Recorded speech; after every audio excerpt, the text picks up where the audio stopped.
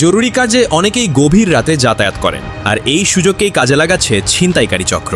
আগে থেকেই ফাঁদ পেতে রাখা সিএনজিতে উঠলেই ঘটে যেতে পারে ভয়াবহ ঘটনা, হারাতে পারেন সবকিছু, এমনকি নিজের জীবনও। রাতে গণপরিবহন কম থাকায় অনেকেই শেয়ার ভিত্তিতে সিএনজি, প্রাইভেট কার বা অটোরিকশায় যাতায়াত করে থাকেন। কিছুটা ভাড়া বাঁচানোর জন্য একাধিক যাত্রী একসাথে ওঠেন। তবে অপরিচিত এসব যানবাহনে উঠলেই ঝুঁকি তৈরি হতে পারে। ছিনতাইকারী চক্র কৌশলে যাত্রীকে মাঝখানে বা পাশে বসিয়ে দরজা বন্ধ করে দেয়। এরপর ধারালো অস্ত্রে ভয় দেখিয়ে ছিনিয়ে নেয় মোবাইল, টাকা এবং মূল্যবান সব জিনিসপত্র।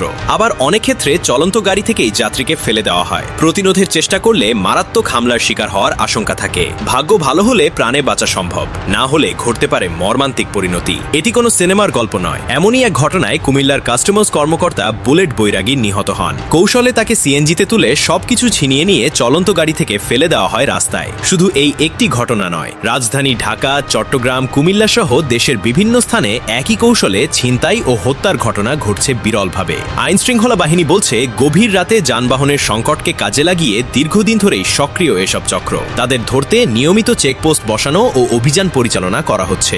সম্প্রতি নিরাপত্তা ব্যবস্থাও জোরদার করা হয়েছে এই বিষয়ে। তবে সংশ্লিষ্টদের পরামর্শ, আতঙ্কিত না হয়ে সচেতন থাকতে হবে। বিশেষ করে অপরিচিত গাড়ি বা শেয়ার সিএনজিতে ওঠার আগে সতর্কতা অবলম্বন করা খুবই জরুরি। পরিশেষে গভীর রাতে যাতায়াতে বাড়তি সচেতনতা ও নিরাপত্তা নিশ্চিত করাই হতে পারে এমন বিপদ থেকে বাঁচার প্রধান উপায়। হ্যাঁ বন্ধু, আমি আপনাদের সাথেই ছিলাম মোহাম্মদ তানভীর রহমান তামিম। ইডিজিই ফ্লপকে ভালোবাসবেন সবাই। আসসালামু আলাইকুম।